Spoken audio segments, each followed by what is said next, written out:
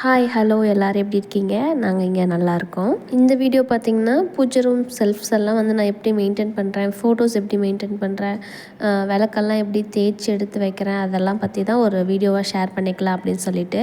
உங்களுக்கு இந்த வீடியோ வந்து பார்க்குறதுல இன்ட்ரெஸ்ட் இருந்தது அப்படின்னா வீடியோ கண்டினியூ பண்ணிக்கோங்க. இல்லை உங்களுக்கு இதில் எல்லாம் இன்ட்ரெஸ்ட் இல்லை அப்படிங்கிறவங்க மட்டும் வீடியோவை ஸ்கிப் பண்ணிக்கோங்க. வாங்க வீடியோக்குள்ளே போகலாம்.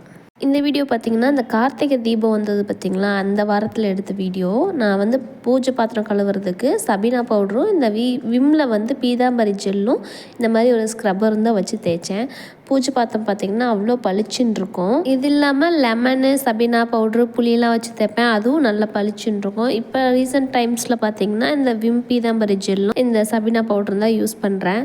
சுவாமி படங்கள்லாம் துடைக்கிறதுக்கு கொஞ்சம் வாட்டரில் வந்து பன்னீர் சேர்த்து இந்த வைப்பிங் கிளாத் சாமி படம் துடைக்கிறதுக்கே வந்து ஒன்று தனியாக வச்சு யூஸ் பண்ணுறேன். அதில் வந்து சாமி படத்தெல்லாம் வந்து ஃபுல்லாக கொஞ்சம் பச்சை கற்பூரமும் போட்டு நம்ம துடைச்சி வச்சிட்டோம் அப்படின்னா அந்த ஃபோட்டோஸ்லாம் நல்ல ஒரு ஸ்மெல்லும் ஃப்ராக்ரன்ஸ் வரும். ஸோ வந்து இந்த மாதிரி வைப்பிங் கிளாஸ் வச்சு நம்ம தொடச்சி எடுத்து வைக்கிறப்ப மந்த்லி ஒன்ஸு அல்லது டைம் எப்போ கிடைக்குதோ அந்த டைமில் வந்து இதை நான் ரெடி பண்ணிடுவேன். என்னோடய வாய்ஸ் ஏன் எப்படி இருக்குன்னு பார்த்தீங்கன்னா எனக்கு நல்ல கோல்டு பிடிச்சிருக்கு. ஸோ வந்து வாய்ஸ் ஓவர் கொடுக்குறதே கொஞ்சம் வந்து கஷ்டப்பட்டுட்டு தான் இருக்குது. பூஜை பாத்திரத்துக்கெலாம் வந்து மஞ்சள், சந்தனம், பன்னீர், கொஞ்சம் பச்சை கற்பூரம்லாம் போட்டு கலந்து வைக்கிறப்ப பார்த்திங்கன்னா நல்ல அந்த பூஜை செல்ஃபில் வந்து அந்த ஃப்ராக்ரன்ஸ் நல்லாயிருக்கும். பச்சை கற்பூரம் வந்து நம்ம எந்த பூஜை பண்ணுற பொருள் அதில் எல்லாத்துலேயுமே சேர்த்தோம் அப்படின்னா ஒரு தெய்வீக ஸ்மெல் அந்த இடத்துல இருந்துக்கிட்டே இருக்கும். நம்ம வீட்டில் பார்த்திங்கன்னா காமாட்சி அம்மன் விளக்கும் அஷ்டலக்ஷ்மி விளக்கும் இருக்குது. அஷ்டலக்ஷ்மி விளக்கு கீழே கொஞ்சம் கல்லுப்பும் ஒரு 5 ரூபா நாணயமும் வச்சு வைப்பேன். அதுக்கப்புறம் காமாட்சி விளக்கு கடியில் கொஞ்சம் பச்சை அரிசியும் ஒரு 5 ரூபா காயின்னு வச்சு வைப்பேன். அது இல்லாமல் வெத்தலை தீபம் ஏற்றுவேன் மண் விளக்கில். எனக்கு வந்து இந்த மாதிரி விளக்கு ஏற்றுறதுக்கு யாரும் சொல்லி கொடுத்தா அப்படின்னா என்னோடய அக்கா வந்து ஒரு தடவை சொல்லி கொடுத்தாங்க. அந்த டைமில் நான் இந்த மாதிரி வீட்டில் ஏற்றுறப்ப எனக்கு கொஞ்சம் நல்லா இருந்தது. அதுக்கப்புறம் நான் ரெகுலராகவே எப்போல்லாம் பூஜை ரூம் வாஷ் பண்ணுறனோ அப்போல்லாம் இந்த உப்பும் அரிசியெல்லாம் மாற்றிடுவேன். அப்புறம் நம்ம வீட்டில் குபேரன் ஸ்டாச்சு இருக்க பார்த்திங்களா, அது எல்லாத்தையும் கழுவிட்டு குபேர காயின் வந்து குபேர செலை வாங்குறப்பே அந்த குபேர கட்டம் போட்டு கொடுத்தாங்க. அது எப்போயுமே அது வச்சு அதுக்கு மேலே தான் குபேரனை வச்சு வைக்கணும்னு சொன்னாங்க. ஸோ இந்த மாதிரி நம்ம வீட்டில் 1 ரூபா காயின் 2 ரூபா காயின்லாம் குபேரனை சுற்றி வச்சுட்டு ஒரு மஞ்சக்கிழங்கும் என் ஹஸ்பண்ட் வந்து இந்த சந்தனக்கட்டை வந்து ஒரு தடவை ஊருக்கு போயிட்டு வரப்போ வாங்கிட்டு வந்திருந்தாங்க. ஸோ அதை வந்து நான் பூஜை ரூமில் எடுத்து வச்சுட்டேன். எனக்கு வரலட்சுமி நோம்பு டைமில் இந்த கண்ணாடி வந்து ஒரு வீட்டில் வச்சு கொடுத்தாங்க. நம்ம வீட்டில் பூஜை செல்ஃபில் வந்து இந்த மாதிரி கண்ணாடி வச்சு வைக்கிறப்ப அந்த கண்ணாடியில் என்ன ஒரு விஷயம் பிரதிபலிக்குதோ அது நம்ம வீட்டில் எப்போயுமே நிறைஞ்சிருக்குன்னு சொல்லுவாங்க. ஸோ நான் குபேர சிலைக்கிட்ட வச்சுட்டேன். அதுக்கப்புறம் ஹஸ்பண்ட் வந்து வேல் வாங்கிட்டு வந்திருந்தாங்க திருச்செந்தூர் போயிட்டு வர்றப்ப. ஸோ அந்த வேலுக்கும் வந்து அன்னைக்குன்னு பார்த்து அது வந்து ஒரு செவ்வாய்க்கிழமையில் தான் வாங்கிட்டு வந்திருந்தாங்க. ஸோ அந்த வேலுக்கும் அபிஷேகம் பண்ணி எடுத்து வச்சிடலான்னு சொல்லிட்டு சந்தன அபிஷேகம், பன்னீர் அபிஷேகம், அப்புறம் திருநீர் அபிஷேகம் தான் பண்ணியிருந்தேன். ஒவ்வொரு அபிஷேகம் பண்ணுறதுக்கு முன்னாடி ஃபஸ்ட்டு வந்தோடனே வேல் ஒரு தடவை கழுவி எடுத்து வச்சதுக்கப்புறம் ஃபஸ்ட்டு சந்தன அபிஷேகம் பண்ணிவிட்டு வேலுக்கு வந்து சந்தனமும் குங்குமமும் வச்சுட்டு அப்புறம் ஒரு தடவை ஆரத்தி காமிச்சிட்டு ப்ளைன் கொஞ்சம் பூவெல்லாம் தூவிட்டு ப்ளைன் வாட்டரில் கழுவி இது பண்ணிடணும். அதே மாதிரி நெக்ஸ்ட்டு திருநீர் அபிஷேகம். இந்த மாதிரி ஒவ்வொரு அபிஷேகம் முடிஞ்சோடனையும் சந்தனம் வச்சு பூ போட்டுட்டு ஆரத்தி காட்டணும். இந்த மாதிரி நல்லபடியாக அன்றைக்கி வேல் வந்து அபிஷேகம் பண்ணி ஒரு பச்சரிசியில் வந்து எடுத்து அதை வச்சிடணும். வேல் அபிஷேகம் எப்பப்போ பண்ணணும் அப்படின்னா வீக்லி நமக்கு டைம் இருந்தது அப்படின்னா நம்ம பண்ணலாம். அப்படி இல்லை மாதத்தில் ஒரு நாள் முருகனுக்கு உகந்த நாள் சஷ்டியாக இருக்கலாம், கிருத்திகையாக இருக்கலாம், அல்லது பௌர்ணமியாக இருக்கலாம். அந்த நாள் பார்த்து நம்மளால் எப்போ வேல் அபிஷேகம் பண்ண முடியுதோ வேல் அபிஷேகம் பண்ணி நார்மலாக ஒரு சின்ன கப்பில் அரிசி வச்சு ஒரு பூ வச்சு அதில் வேல் எடுத்து வச்சிடலாம். அவ்வளோதான். வேலுக்கு வந்து வேறு எந்த ஒரு பெரிய விஷயம் எதுவுமே இல்லை. இந்த அபிஷேகம் பண்ணுறதுக்கு ஜஸ்ட்டு ஒரு 5 மினிட்ஸ் தான் ஆச்சு. அன்றைக்கி பார்த்திங்கன்னா செவ்வாய் ஹோரையில் வந்து வெற்றில தீபம் போட்டு அப்படியே எல்லாம் மன நிறைவாக விளக்கேற்றியாச்சு. நெய்வேத்தியத்துக்கு பார்த்திங்கன்னா நம்ம வீட்டில் யூஸ் பண்ணுற நார்மலான சக்கரை மட்டும்தான் வச்சுருந்தேன். நெய்வேத்தியம் எதுவுமே இல்லைனாலும் ஒரு கப்பில் தண்ணி வச்சு கொஞ்சம் சர்க்கரையாது பொட்டுக்கலையாது எதுனாலும் வச்சு நம்ம சாமிக்கு படைக்கலாம். கடவுள் நம்மளை மனசார ஏற்றுக்குவாங்க. இது பார்த்திங்கன்னா கார்த்திகை தீபத்தன்னைக்கு வாங்கிட்டு வந்து அந்த புது விளக்கெல்லாம் மண் விளக்கெல்லாம் எடுத்து அந்த மாதிரி தண்ணிக்குள்ளே போட்டு எடுத்து வச்சோன்னா அதில் இந்த மாதிரி பபுள்ஸ் எல்லாம் வந்து வெளியில் வரும்.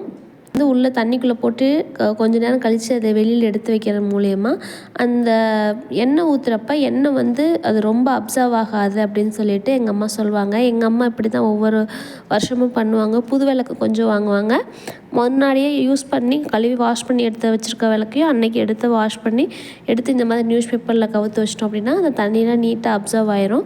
கொஞ்சம் நேரம் கழித்து அதை எடுத்து வச்சு பார்க்குறப்ப நல்லா காஞ்சி போயிருக்கும். நான் அன்றைக்கி அப்படி தான் வந்து எல்லாமே ஃபாலோ பண்ணிகிட்டு இருந்தேன். நான் இதெல்லாம் பண்ணிகிட்ருக்கப்ப சின்ன வயசில் வந்து அம்மா அந்த மாதிரி கார்த்திகை தீபத்துக்கு ரெடி பண்ணுறப்பெல்லாம் அம்மாவுக்கு நானும் அக்காலாம் ஹெல்ப் பண்ணுவோம். அண்ணாலாம் என்ன பண்ணுவாங்கன்னா அன்றைக்கி தான் அந்த வீடெல்லாம் கொஞ்சம் ஒற்றையெல்லாம் அடிச்சு விட்டு ரெடி பண்ணுவாங்க அண்ணா எல்லாம். அந்த மெமோரிஸ்லாம் ஞாபகம் வந்துக்கிட்டே இருந்துடுச்சு கொஞ்சம் கொஞ்சமாக.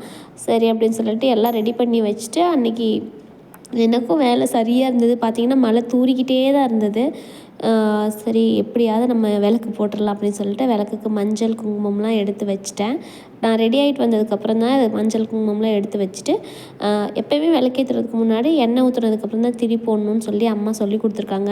சம்டைம்ஸ் நான் மறந்துட்டு ஃபஸ்ட்டு திரி போட்டுருவேன். அப்புறம் அடடா இல்லை இது அழிங்க ஃபஸ்ட்லேருந்து நம்ம வந்து கரெக்டாக திரி போட்டுட்டு தான் எண்ணெய் ஊற்றிட்டு தான் திரி போடணும் அப்படின்னு சொல்லிட்டு அப்புறம் எண்ணெய் ஊற்றிட்டு தான் திரி போடுவேன். இப்போ நான் நிறைய பேத்துக்கு சொல்ல ஆரம்பிச்சிட்டேன், இல்லைங்க இந்த ப்ரொசீஜர் தப்பாம்மா, எண்ணெய் ஊற்றிட்டு தான் திரி போடணுமாம்மா அப்படின்னு சொல்லிட்டு நான் எல்லாத்துக்குமே அப்புறம் சொல்லுவேன். என்னோடய வாய்ஸ் வந்து கொஞ்சம் இதாக தான் இருக்கும், இது பண்ணிக்கோங்க, அட்ஜஸ்ட் பண்ணிக்கோங்க. கரெக்டாக கார்த்திகை தீபம் வந்து காலையிலேருந்து ஒரு மாதிரி மூடியாகவே இருந்தது, தூறல் போட்டுக்கிட்டே தான் இருந்தது. ஆனால் கரெக்டாக அந்த ஒரு விளக்கேற்றுற டைம் பார்த்திங்கன்னா கொஞ்சம் காற்றடிச்சதே தவிர மழையெல்லாம் பெருசாக எதுவுமே பெய்யலை.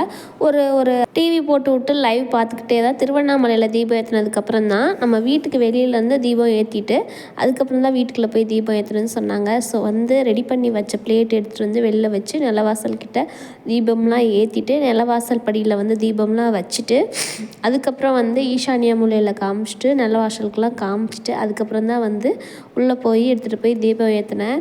அதுன்னு வேறு இடையில கொஞ்சம் டிஸ்டர்ப் பண்ணிக்கிட்டே இருந்தால் அப்புறம் அவர் ஹஸ்பண்ட் இருந்தனால அவங்க என்னங்க கொஞ்சம் நேரம் பார்த்துக்கோங்க அப்படின்னு சொன்னனால அவங்க பார்த்துக்கிட்டனால எனக்கு கொஞ்சம் வந்து அந்த விளக்கெல்லாம் எடுத்து வைக்கிறதுக்கு கொஞ்சம் ஃப்ரீயாக இருந்தது. இந்த விளாக் ரொம்ப இன்ஃபார்மேட்டிவான விளாகெல்லாம் இருக்காது. ஜஸ்ட் நான் என்ன பண்ணினேன், எப்படி பூஜை செல்ஃபில் இருக்க அந்த திங்ஸ் எல்லாம் எப்படி க்ளீன் பண்ணி எப்படி பூஜை வெசல்ஸ்லாம் வாஷ் பண்ணுறேன், சாமி படத்தில் எப்படி மெயின்டைன் பண்ணுறேன், கார்த்திகை தீபத்தப்போ நான் எப்படி வீட்டில் விளக்கேற்றினேன் அண்ட் வேல் அபிஷேகம் எப்படி பண்ணினேன் அப்படிங்கிறத மட்டும்தான் இருக்குமே தவிர எனக்கு தெரிஞ்ச விஷயத்த மட்டும்தான் உங்கள் கூட ஷேர் பண்ணியிருக்கேன். இதில் ஏதாவது குறைகள் இருந்தால் ஏற்றுக்கோங்க, குறைகள் இருந்தால் மன்னிச்சு என்ன குறைகள்னு மென்ஷன் பண்ணுங்கள்.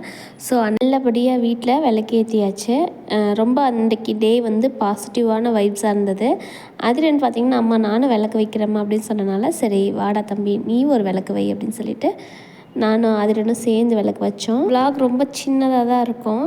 விளாக் பிடிச்சிருந்ததுன்னா லைக் பண்ணிக்கோங்க, நம்ம சேனலுக்கு அப்படியே சப்ஸ்கிரைப் பண்ணிக்கோங்க. நம்ம சேனலில் எனக்கு தெரிஞ்ச நல்ல கண்டென்ட்ஸ் எல்லாம் உங்கள் கூட ஷேர் பண்ணிக்கிறேன். விளாக் ஸ்டார்ட் பண்ணுறப்ப நிறைய விஷயங்கள் வந்து உங்கள் கூட இன்ட்ராக்ட் பண்ணலான்னு ஸ்டார்ட் பண்ணேன். ஆனால் வந்து அது விளாக் வாய்ஸ் ஓவர் கொடுக்குறப்ப எனக்கு அப்படியே வந்து பிளாங்க் ஆகிடுச்சு. நெக்ஸ்ட் வீடியோ வந்து கொஞ்சம் எல்லாமே கொஞ்சம் ப்ராப்பராக எடுத்து உங்கள் கூட ஷேர் பண்ணிக்கிறேன். என்ன மாதிரி வீடியோஸ் கண்டென்ட்ஸ்லாம் போடலாம் அப்படின்னு சொல்லிட்டு சஜஸ்ட் பண்ணுங்கள். ஏன்னா நான் ஒரு விஷயம் யோசித்து நானாக போட்டுட்ருக்கேன். வியூவர்ஸ் பார்க்குறவங்க உங்களுக்கு இந்த மாதிரி வீடியோஸ் போடுங்க நல்லாயிருக்கு, அது மாதிரி நீங்கள் எதாவது கண்டென்ட்ஸ் கொடுத்தீங்கன்னா அதுக்கேற்ற மாதிரி வீடியோஸ் போடலாம்.